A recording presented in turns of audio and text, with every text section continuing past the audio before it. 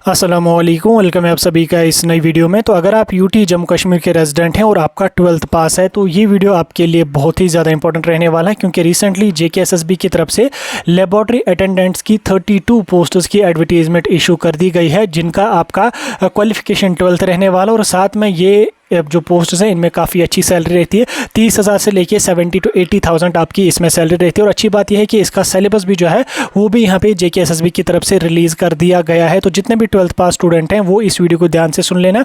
सारी चीज़ें मैं आपको एक्सप्लेन करके समझाऊंगा, एलिजिबिलिटी का क्राइटेरिया, फॉर्म फिलिंग का प्रोसीजर, और उसके अलावा सिलेबस को हम डिटेल में समझेंगे। इसलिए ये वीडियो को काफ़ी ज़्यादा इंपॉर्टेंट रहेगा, इस वीडियो को एंड तक देख लेना। चैनल को भी सब्सक्राइब कर देना, व्हाट्सएप और टेलीग्राम ग्रुप ज्वाइन कर लेना, लिंक आपको डिस्क्रिप्शन में मिल जाएगी। तो चलिए वीडियो को शुरू कर ले। तो देख लेते हैं यहाँ पे JKSSB की इस लेबॉर्ट्री अटेंडेंट्स की रिक्रूटमेंट नोटिफिकेशन के बारे में। तो सबसे पहले हम बात करेंगे वैकेंसीज के ओवरव्यू के बारे में। कुछ चीज़ें हम बेसिक चीज़ें आपको समझाने की कोशिश करेंगे।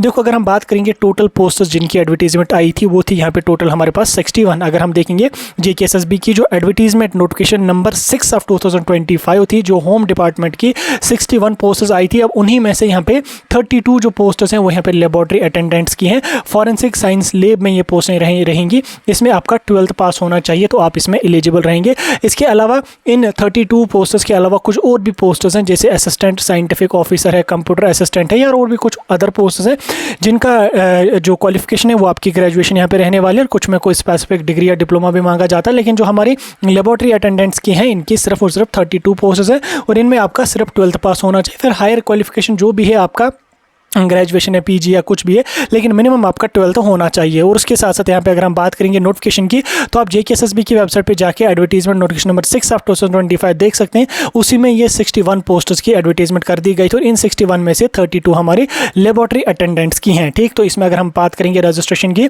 तो रजिस्ट्रेशन का जो प्रोसेस हमारा होगा वो स्टार्ट हो जाएगा 4 अगस्त 2025 से, यानी कि आज 1 अगस्त है। 2 दिन के बाद 2, 3 और 4 अगस्त को हमारा रजिस्ट्रेशन का जो प्रोसेस है वो स्टार्ट हो जाएगा। रजिस्ट्रेशन जो हमारी होगी वो क्लोज हो जाएगी 2 सितंबर, यानी कि कुल मिला के आपको मोटा 1 महीने का यहाँ पे टाइम दिया जाएगा अपना फॉर्म सबमिट करने के लिए। अप्लाई कहाँ पे आपको इन प्रोसेस के लिए करना है, आपको अप्लाई करना है JKSSB की जो ऑफिशियल वेबसाइट है www.jkssb.nic.in, इस वाली वेबसाइट पे जाके आपको लेबॉर्ट्री अटेंडेंट्स का जो फॉर्म है उसको फिल करना है। एलिजिबिलिटी के क्राइटेरिया को हम समझने की कोशिश करेंगे, उसके बाद फॉर्म फी और सिलेबस पे हम चलेंगे। एलिजिबिलिटी के क्राइटेरिया में कौन कौन कैंडिडेट इसके लिए एलिजिबल है। एलिजिबिलिटी के क्राइटेरिया में सबसे पहले एजुकेशन की अगर हम बात करेंगे तो एजुकेशन में कैंडिडेट का 10+2 पास होना चाहिए विद साइंस या मैथमेटिक्स या नॉन मैथ। तो वो यहाँ पे आप जा सकते हैं, यानी कि साइंस स्ट्रीम में आपका 12th जो है वो पास होना चाहिए, तो आप यहाँ पे इन पोस्ट्स के लिए जा सकते हैं। अगर आपका मैथमेटिक्स भी है तो भी शायद आप एलिजिबल हैं, लेकिन यहाँ पे आपका 10+2 पास होना चाहिए। आर्ट्स वाले जो बच्चे हैं वो इनके लिए एलिजिबल यहाँ पे नहीं रहेंगे। उसके बाद अगर हम बात करेंगे यूटी जम्मू कश्मीर के जो बच्चे हैं वो यहाँ पे इसमें एलिजिबल है। और कुछ अदर टर्म्स जो हैं या कुछ अदर जो इंपॉर्टेंट पॉइंट्स है वो तो हम समझा ही देंगे। बाकी एक्स्ट्रा पॉइंट जानने के लिए आप जो वो डिटेल जो एडवर्टीजमेंट नोटिफिकेशन है उसको चेकआउट कर लेना। बाकी 10+2 आपका साइंस स्ट्रीम से पास है, PCB PCM से, तो आप इनके लिए एलिजिबल है। उसके बाद एप्लीकेशन फ़ी की अगर हम बात करेंगे तो एप्लीकेशन फ़ी जो आपका रहेगा जनरल कैंडिडेट्स का यहाँ पे 600 फ़ी रहेगा। SC ST EWS और PWBD के जो कैंडिडेट हैं उनका यहाँ पे 500 फ़ी पे करना पड़ेगा, जो उनको रजिस्ट्रेशन का फ़ी पे करना पड़ेगा। उसके बाद यहाँ पे आपको एज रिलैक्सेशन भी दी जाएगी, यानी कि मिनिमम 18 मैक्सिमम 40। और उसके अलावा कैटेगरी वाले जो बच्चे हैं उनको यहाँ पे 43 44 तक भी एज होगी तो भी वो भर सकते हैं।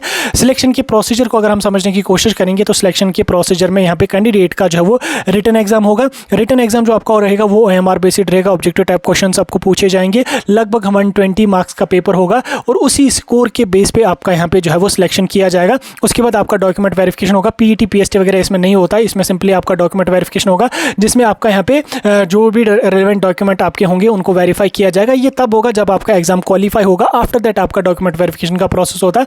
अब सिलेबस की अगर हम बात करेंगे, सिलेबस को मैं अभी आपको डिटेल में समझाऊंगा। जो ऑफिशियल सिलेबस है उसमें हमारा इंग्लिश भी है, उसमें हमारा जनरल अवेयरनेस भी है, जनरल साइंस भी है, मैथमेटिक्स भी है, रीजनिंग है और कुछ और पॉइंट्स भी यहाँ पे उसमें है। तो सिलेबस को हम अभी डिटेल में समझने की कोशिश करेंगे। सारी चीज़ें मैंने आपको यहाँ तक समझा दी। अब हम चलते हैं अपने सिलेबस पे। तो सिलेबस को जानने के लिए आप यहाँ पे देख सकते हैं, ये JKSSB का परसों का एक नोट्स है जिसमें इन्होंने यहाँ पे सिलेबस को जो है वो इशू किया है। अब सिलेबस को हम समझने की कोशिश करेंगे। तो यहाँ पे आप देख सकते हैं, इसमें इन्होंने यहाँ पे जो लेबॉर्ट्री अटेंडेंट्स का सिलेबस है वो यहाँ पे एनेक्सर F में रखा है। तो हम यहाँ पे डायरेक्टली लास्ट पे चलेंगे। एनेक्सर F जो है उसको हम यहाँ पे ओपन करके देखेंगे कि हमारा जो लेबॉर्ट्री अटेंडेंट है इसका सिलेबस यहाँ पे क्या रहने वाला है। तो हमारे पास यहाँ पे देख सकते हैं, हमारे पास एनेक्सर F मैंने यहाँ पे ओपन करा है। तो एनेक्सर F में यहाँ पे आप देख सकते हैं, इसको यहाँ पे क्या हो गया, इसको यहाँ पे हम ऐसे रिमूव कर देते हैं। एनेक्सर एफ यहाँ पे देख सकते हैं, इसमें हमारा जो है वो लेबोरेटरी अटेंडेंट का जो सिलेबस है वो यहाँ पे इशू किया गया। आप यहाँ पे देख सकते हैं syllabus for the post of laboratory attendant home department. ठीक, तो जो पेपर आपका रहेगा इसमें वो यहाँ पे 120 मार्क्स का रहेगा, यानी कि टोटल 120 क्वेश्चन आपको पूछे जाएंगे, हर क्वेश्चन का 1 मार्क्स होगा और 0.25 यानी कि 1/4 आपकी नेगेटिव मार्किंग होगी। 4 क्वेश्चन गलत करोगे 1 मार्क्स कट हो जाएगा। 2 आवर्स यानी कि 2 घंटे का आपको टाइम दिया जाएगा। अब जो सिलेबस आपका रहेगा उसमें कौन कौन सी चीज़ें आपको पूछी जाएंगी उनको हम समझने की कोशिश करेंगे। पहला हमारा यहाँ पे रहेगा जनरल इंग्लिश का। जनरल इंग्लिश के आपके टोटल 20 क्वेश्चंस रहेंगे, 20 मार्क्स रहेंगे।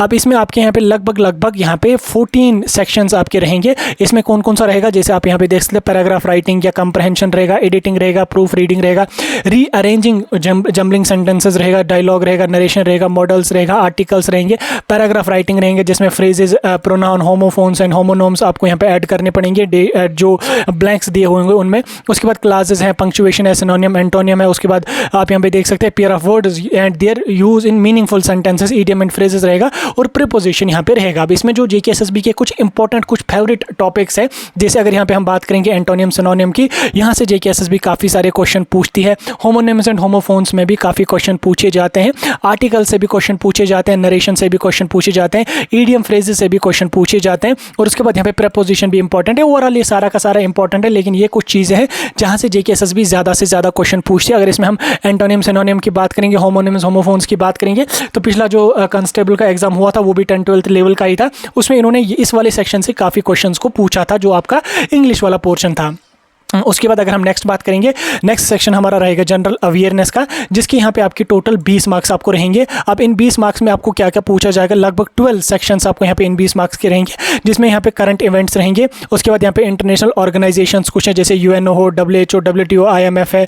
और उसके बाद यहाँ पे आप देख सकते हैं ब्रिक्स है, सार्क है, एशियान है, G20, G7 है। और इन सभी के बारे में आपको पढ़ना है होगा कि ये क्या है, इनको कब इस्टेब्लिश किया गया था, कौन इनका करंट मेंबर है, कौन इनका फर्स्ट मेंबर था, कौन क्या था, कितनी कंट्रीज इसमें, तो ये सारी चीज़ें आपको पता होनी चाहिए। तो इतने सभी जो इंटरनेशनल ऑर्गेनाइजेशंस हैं ये आपको पता होना चाहिए। उसके बाद यहाँ पे स्पेस प्रोग्राम ऑफ इंडिया ये भी पढ़ना पड़ेगा, इंडियन एटॉमिक रिसर्च प्रोग्राम्स भी आपका रहेगा। उसके बाद यहाँ पे ऑनर्स एंड प्राइजेस से आपका एक आधा क्वेश्चन बन सकता है। यहाँ पे एक्सपोर्ट एंड इंपोर्ट इंडिया का पढ़ना पड़ेगा, GDP, GNP पर कैप्चा इनकम ये आपको पढ़ना पड़ेगा, ये आपका जो वो इकोनॉमिक्स वाले सेक्शन से रहेगा। Weather, climate and crops, means of transport of Jammu Kashmir और इंडिया आपको पढ़ना पड़ेगा। वैसे शायद ये आपका जम्मू कश्मीर इन्होंने यहाँ पे मेंशन ही नहीं किया कि weather, climate, crop, mean of transport आपको इंडिया का पढ़ना है या जम्मू कश्मीर का पढ़ना है, ये यहाँ पे मेंशन नहीं है। मोर प्रोबेबली ये आपका शायद जम्मू कश्मीर का ही हो सकता है।